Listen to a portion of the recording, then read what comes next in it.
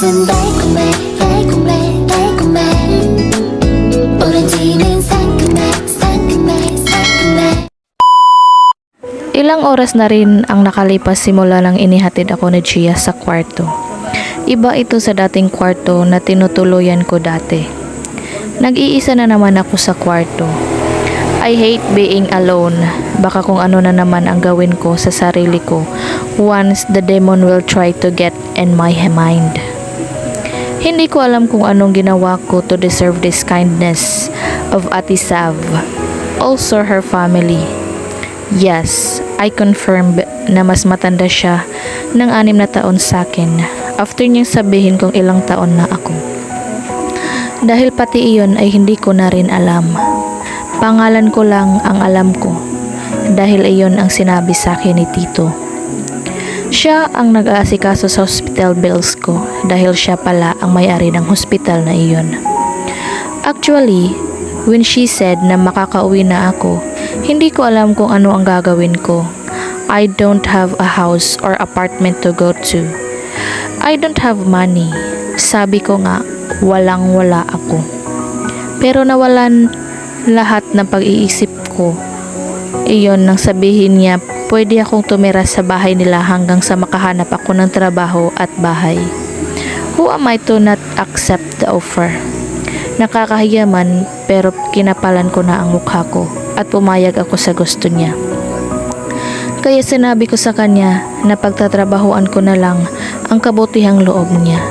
Hindi ko alam kung nakapagtapos man ako ng pag-aaral, pero minsan napanaginipan ko na nakasuot ako ng toga kasama ang mga magulang ko.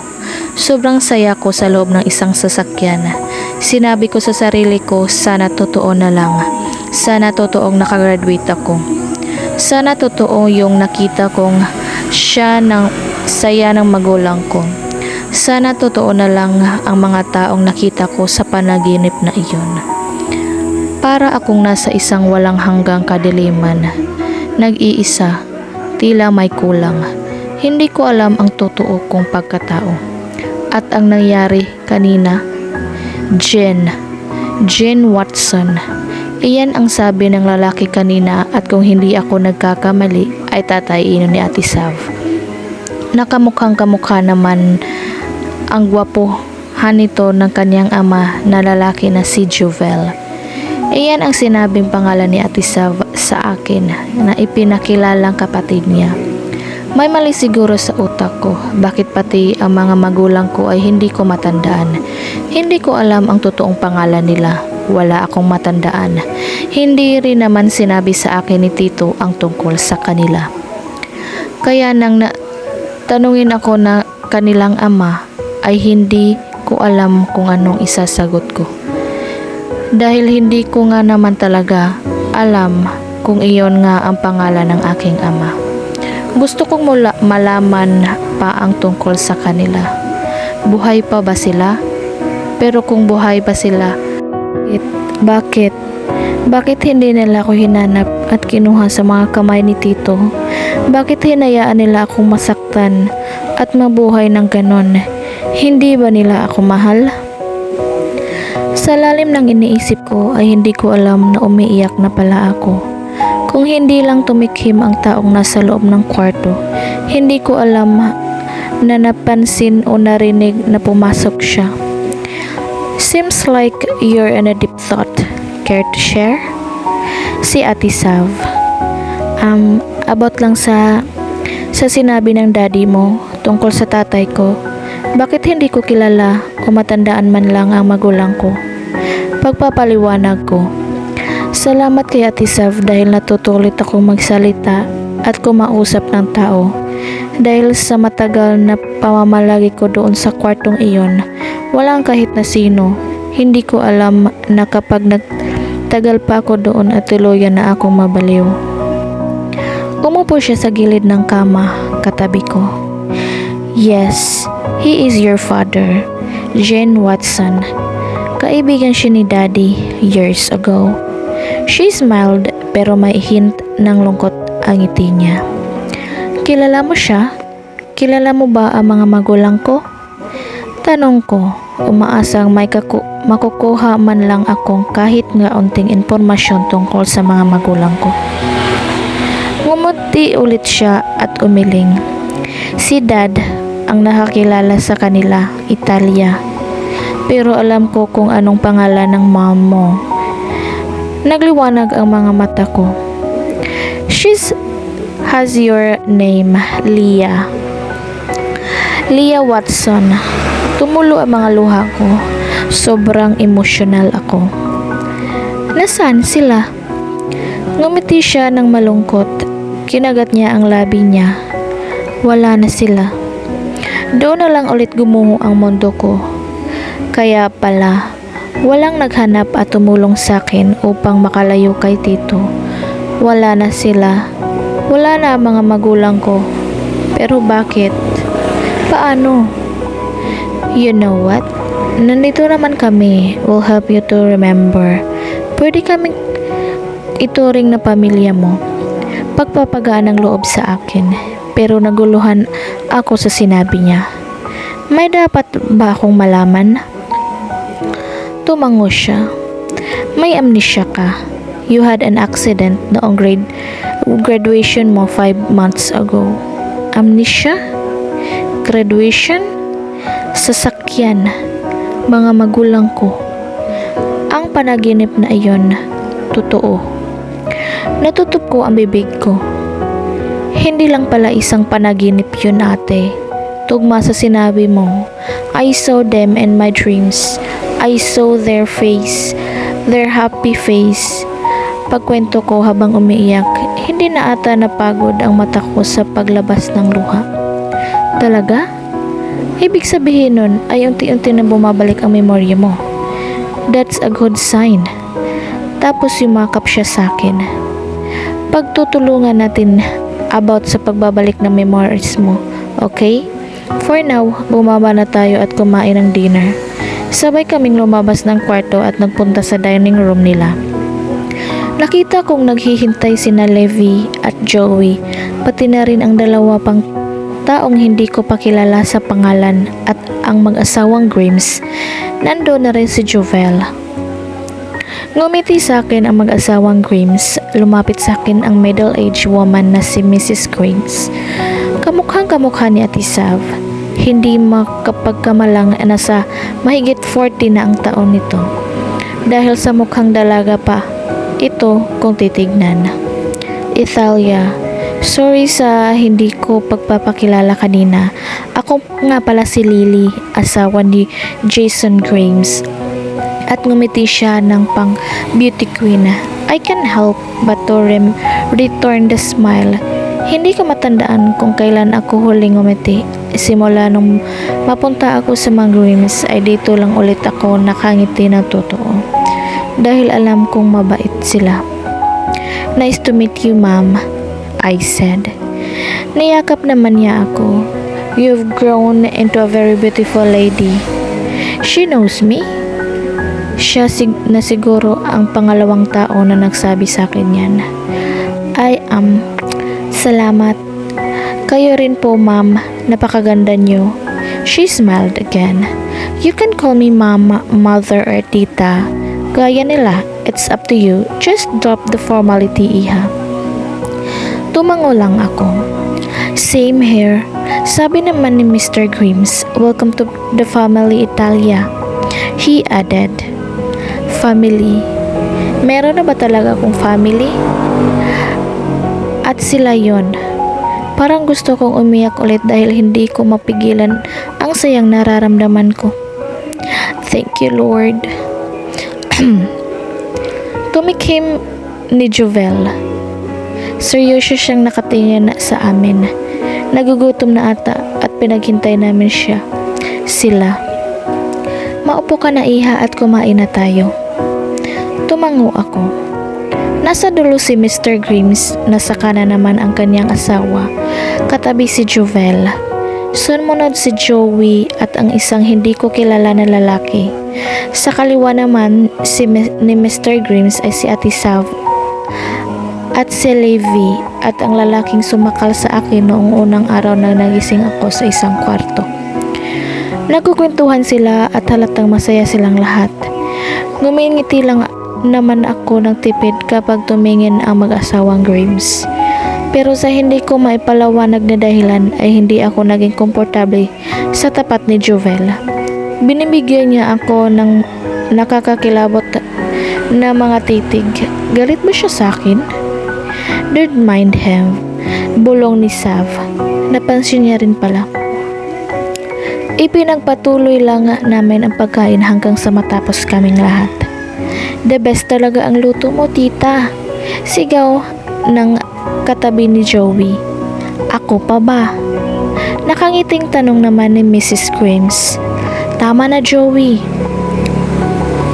Ito na siguro ang pinakamasarap na lutong natikman ko. Hindi katulad ng pagkaing ibinigay sa akin ni tito ko. Pumikit ako para itigil ang pag-iisip sa kanya. Nang imulat ko ang aking mga mata ay saktong bumaling si Mrs. Grimes sa akin. Nagustuhan mo rin ba, Italia? Ngumiti muna ako bago nagsalita. Opo, tita po. Masarap po lahat. Ngumiti siya sa akin at naramdaman ko na naman ang pagtitig ng taong katapat ko. I am happy to hear that. Tumayo naman na kami at balak na atang pumanhik sa sariling kwarto. It's rest time. Good night, people. Si Joey habang nag-i-stretch pa. Mauna na ako sa inyong lahat. Sabi naman ng isa pa. I am Harvey by the way. Hello, Italia. Tapos ngumiti siya. Lahat naman sila ay nakita ko na ngumiti except sa dalawang lalaki na nutok ng baril at sumakal sa akin. Same here, Mr. G. Tita, good night. Sav, boss, and Italia. It's Levi. Tumango lang siya sa amin. Bago pa man sila pumunta ng sari-sariling kwarto, ay humalik muna sila kay tita. Baka gusto mo rin good night kiss, Sav? Tanong ni Joey. You wish. Sagot naman ni Ate Sav. I should go and sleep too. Seryosong sabi ni Jovel. Wait lang guys. Pagpigil ni Ate Sav. Sabi na nga ba gusto mo ng good night kiss? O ito na baby ko. Akmang lalapit si Joey sa kanya pero pumosisyon si Ate Sav na parang manununtok kaya napatigil si Joey. Baka gusto mong i-kiss tong kamao ko. Joey Jojo. Pagbabanta niya. Tumawa naman ang nagpakilalang Harvey. What? Jovel na parang nababagot na. May niligay kasi akong mga bagong equipment at appliances and furniture para sa mga room renovation sa 5 kwarto including your room, Jovel. Kaya okupado ang lahat ng iyon. Tapos ang 3 rooms ay under construction. So, we only have 7 rooms.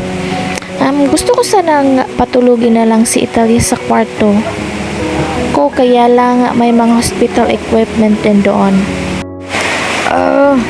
I know nakakahiya sa'yo, Italia, pero this is for only 2 days lang naman.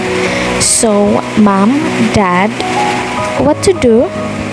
Minsan talaga napapatawa ka na lang dahil frustrated tong si Ate Sav, kaya nagpapatulong sa magulang pero pinigilan kong tumawa dahil seryoso ang mga taong kasama ko. Ginawa mo na namang imbaka ng bahay, Sav. Paniwala ni Mr. Grimes. Ikaw na ang bahala dito, Sav. Total, ikaw naman ang gumawa ng problema. Her mom said. Wow. Thanks sa help. Sarcastic niyang sabi. You're welcome, Doc. Good night, everyone. Jovel, ikaw na lang ang walang rooms. So, bahala ka na kung saan ka matutulog. Malaki ka na naman. Paalala ni Mr. Grimes. What? Tumingin siya ng masama kay Ate Sav. So, Maple naman nga patala. Good night, everyone. Sapat tapos nag-uunahan silang pumasok sa 4 na kwarto. What the fuck, Charles? Let's share. Sigaw niya. Ayoko, makatabi ka. Sigaw naman ni Charles pabalik. So, Charles pala ang name nung isa. Damn it. Narinig kong nagmura si Jovel. Para siyang nawawalang bata na kumakatok sa apat na kwarto doon sa taas pero ayaw pagbuksan ng apat na lalaki. Sorry bro, Ate Sav. Seriously, Sav? Seriously? Pigil niyang sigaw. Yep. Kung gusto mo mag-share na lang kayo ni Italia. I'm really sorry guys. Plus those bat faces ng mga lalaking yon. Ang kakapal mukha. Nagulat naman ako sa sinabi niya mag-share na lang kami. Since hindi ko naman bahay to at nakikitira lang ako, ay pumayag ako. You can sleep sa kwarto. It's fine really. Tumingin ako sa kanya at nakakunot ang noo. Okay, problem solved. Ikaw ang bahala, Jovel, kung saan ka gustong matulog. May sofa naman sa sala. Good night. Tapos pumasok na rin siya sa kwarto niya. Natira naman kaming dalawa ni Jovel. Hindi ko na naman alam kung ano ang sasabihin ko. Bakit lagi na lang kapag kaming dalawa lang? Mauna na ako. Yun na lang ang sabi ko at pumasok sa kwarto. Naghanap naman ako ng kumot at isa pang unan sa closet para sa akin. Sa couch na lang ako matutulog. Nakakahiya naman kung sa kama pa ako hihiga. Pumasok ako sa banyo upang mag-toothbrush. Kaya mo yan.